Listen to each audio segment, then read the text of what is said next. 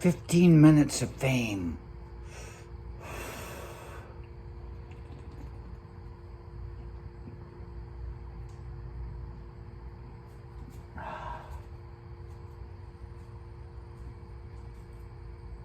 I think it was Andy Warhol said that everybody gets 15 minutes of fame. Either that or Shakespeare, I'm not sure. I'm pretty sure it's probably Andy Warhol because for some reason I don't think he's got much time left.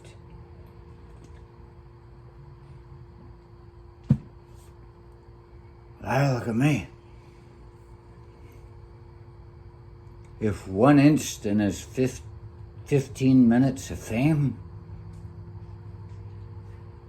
I can't do the math. I could have if I'd thought about it before, but I just thought of it and I started talking. So, we start with like,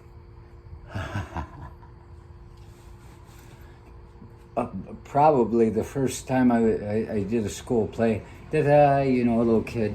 I think I was a Robin or something. I didn't speak. And then another school play in like the 6th grade, I got to be the elf, the head elf, I was a little guy, and that was Christmas. That's why I say, you want your kid to be tiny, Tim? You break his legs when he's born, put him in a wheelchair right off, but make him walk. Make him walk to the refrigerator if he wants to eat. Make him go get his food, and he's gonna be walking around like that. Oh, Jesus Christ, motherfucker. I don't know why everybody else has it so much easier than me.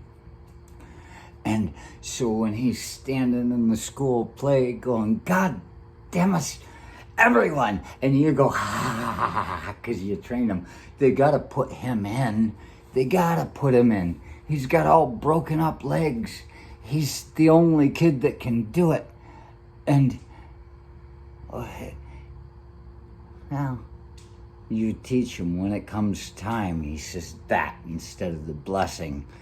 And you go, God damn us, everyone.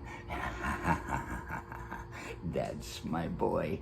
You gotta plan things in your life if you ever expect to enjoy your life.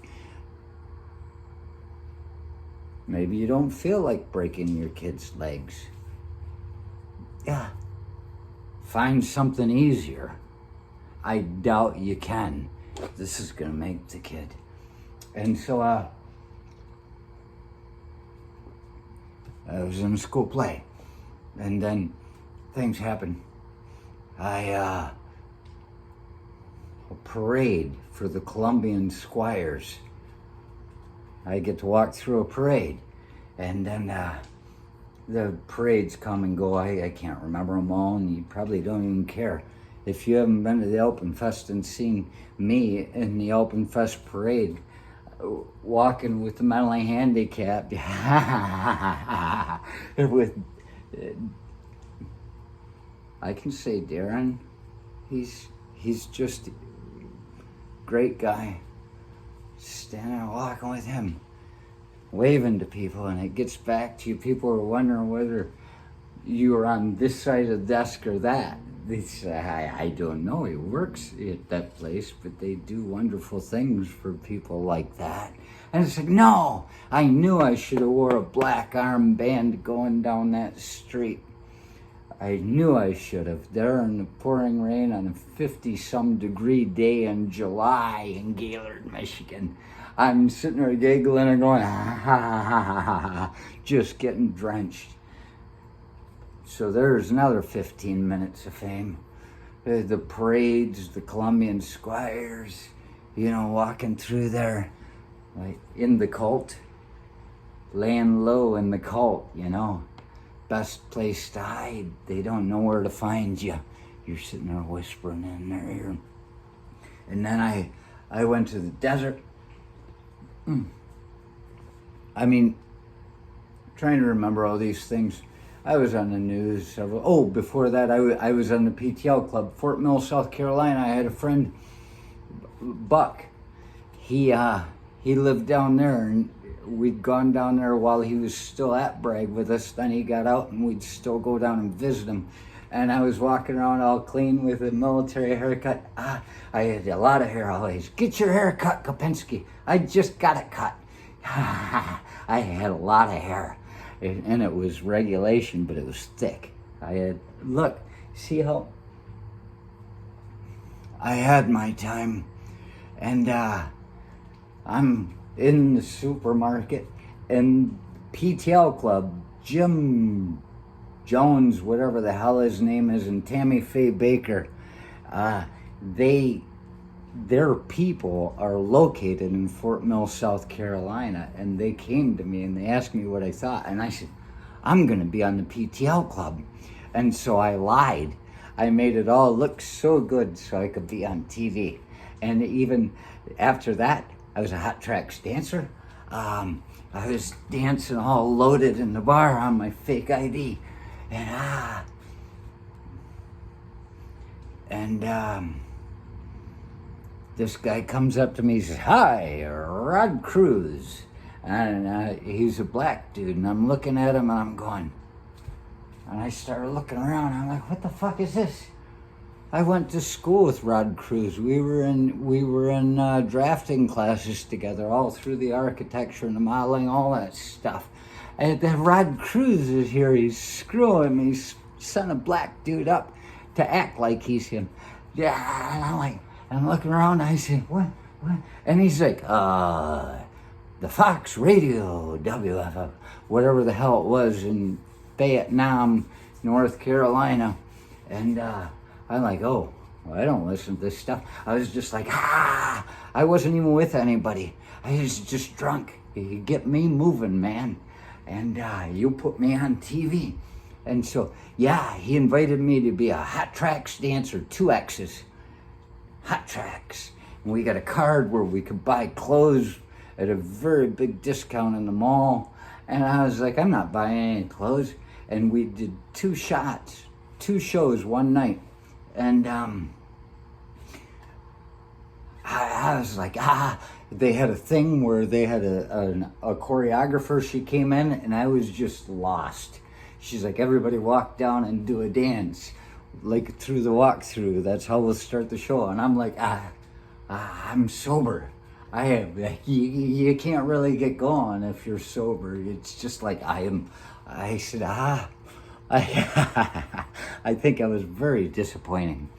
And they made us take 2 changes of clothes. We met at the bar, and it was open for like an hour or 2. That wasn't early enough. And we went out to do 2 shows, and I didn't know what the hell. I don't know. Men don't dance. Men don't dance. You're supposed to sit at the table drinking with your buddies and watching the girls out dancing. And the guys are out dancing, they're like, you get John Travolta. Next thing he's in a damn Turkish hot tub. And you know, when it's time to go at the end of the night, you just beat the shit out of the guy, and the girl says, oh, my hero. Because she didn't want to screw that guy. And men don't dance. So I just jump around a lot. I get told not to do flips and things. I haven't done a flip in years, not since the last time I fucked myself up really bad. And I still can do it, but I just don't feel like fucking up myself really bad again. So, yep, did 2 shows as a Hot Tracks dancer. And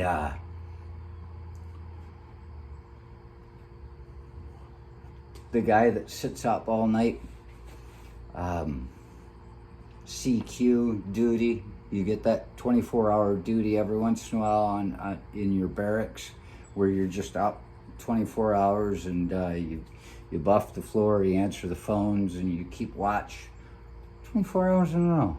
I ain't even supposed to take a nap. how effective are you going to be at 3:30 in the morning when everybody comes back and just tearing things off the wall? You're sleeping halfway.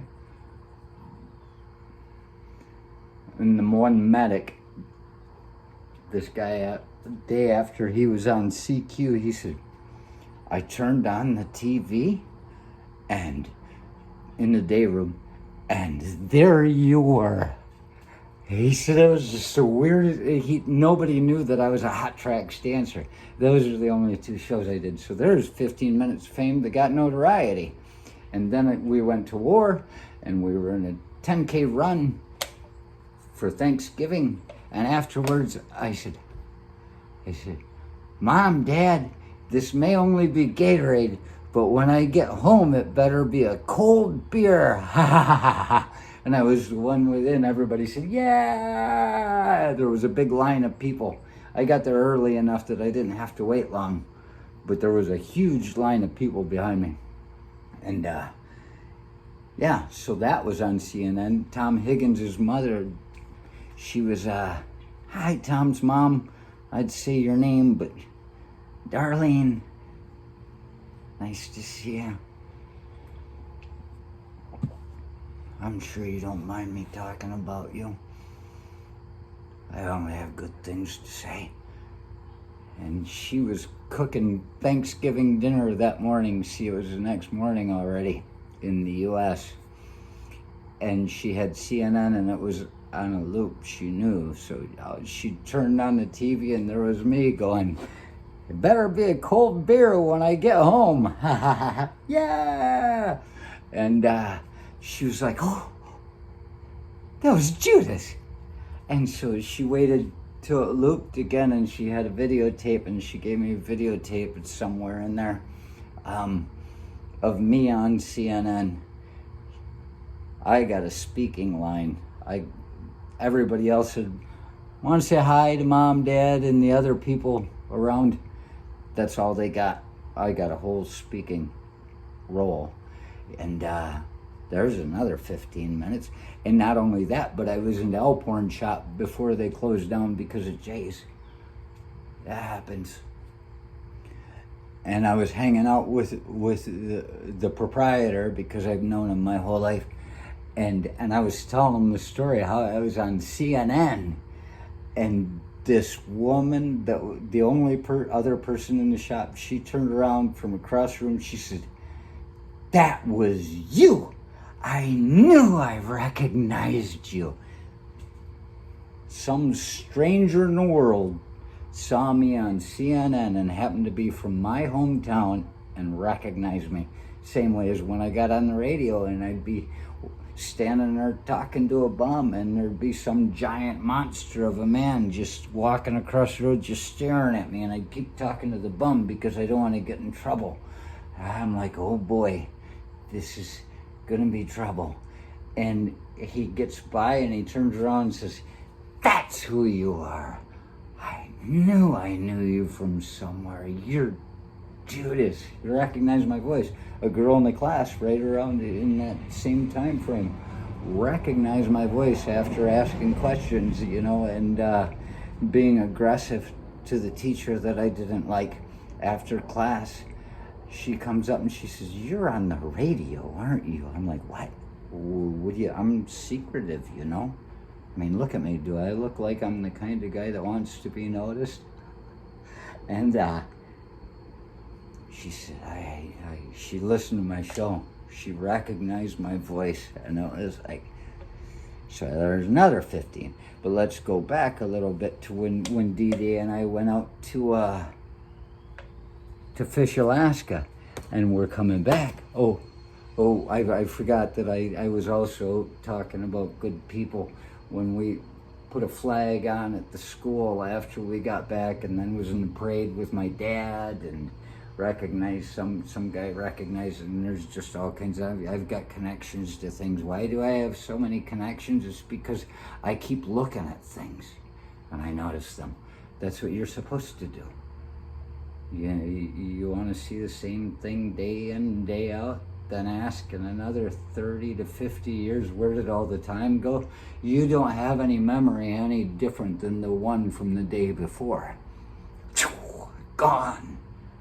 Why bother making a memory event for every single day when every single day is the same? At least you know what you've been up to, I suppose. That's why I keep fucking up the coffee pot. If I keep fucking up the coffee pot, it'll make me try to figure out why I keep fucking up the coffee pot, and eventually, you know, it's kind of like brain exercising. So D-Day and I are out, and on the way back, we stopped to see Joe Vizenko, who I was at Fort Bragg with, and have many other different stories involving. And we walked into the strip, Al's Porn Shop, I think is the name of it, right next to the Condor in San Francisco. And we were just walking around in there because it's kind of a famous shop. And they've got booths in the back, and it's like, didn't go in there. And looked through the curtains, but didn't go in. Looking at things, and there's a television crew, and the guy's yelling at him. The guy behind the desk is saying, "You got to get out of here. You are not allowed to be videoing in here. You're not allowed to be filming, recording. Get out of here." And these people, they've got cameras, and they got the hell out. And then that night on the 6 o'clock news, next night, watching it with Joe and his mother, there we all are standing in Al's Porn Shop in San Francisco on the 6 o'clock news, looking around and going, what the hell's going on here? And another 15 minutes. Just, it's amazing how, you know, even me finding that body and then seeing it on the news, almost finding the body in the news the next day, they found the body. That's the connection between me and them. There are all these little things. There's always connections being made. But, oh yeah, so I've got another photo album, but it's the one with D-Day and us and Vizenko there. But this one was from the trip out. I can't find that one. I'm not even looking for it. This is from the trip out. Look, that's me in the Badlands. I'm just standing there. I had to climb up on that. I almost had 15 minutes of fame for something like that too, because I was up on something that I thought the Coast Guard helicopter was gonna have to come get me. But I got down somehow. I should have died that day. But it's harder to climb down than it is climb up.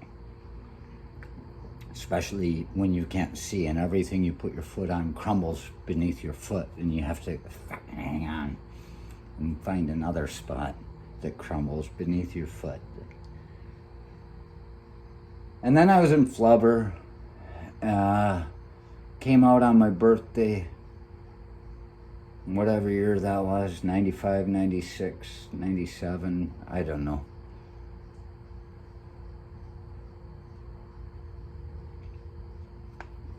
That's about it. Oh, I was in the Donna's video, MTV, you know, video. Yeah, you can see me in that. It's called Skin Tight. I think it's their first hit single. And I find it interesting that you can still see them talking about Angus Young in a videography about Angus Young and his talents. And I'm like, they're the Donnas. I stayed away from them. I didn't want to be the dirty janitor that was accosting anybody, and I just stayed away from them. Oh, that's what I played, was a dirty janitor. I fit the role quite well. 15 minutes of fame. I looked it up on Sirius. I couldn't find it. It gave me some movie that I've never heard of that looks like it's probably just awful from 2007. I don't know. I'm just telling you what it looks like. It's an observation, first impression. And 15 minutes of fame. There's a lot more. I don't even remember it all. Just something occurred to me. That's like 2.5 cigarettes already. I think I've gone too far.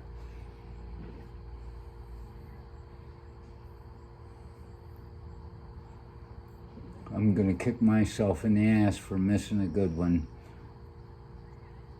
Oh, yeah. Banned in Yulin, the chapter from the China Winter book that's forthcoming.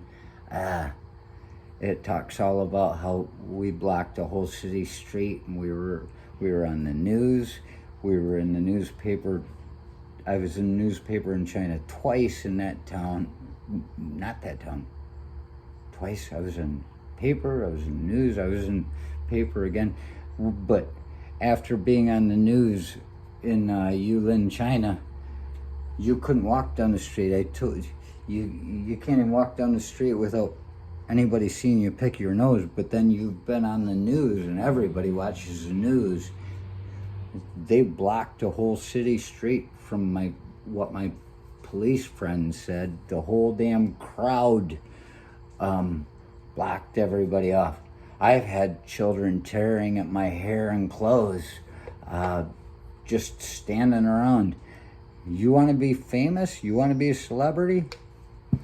I know what it's like. I have no interest in that. These people will tear you apart. Don't you want a little bit of privacy? 15 minutes of fame? It's a lifetime.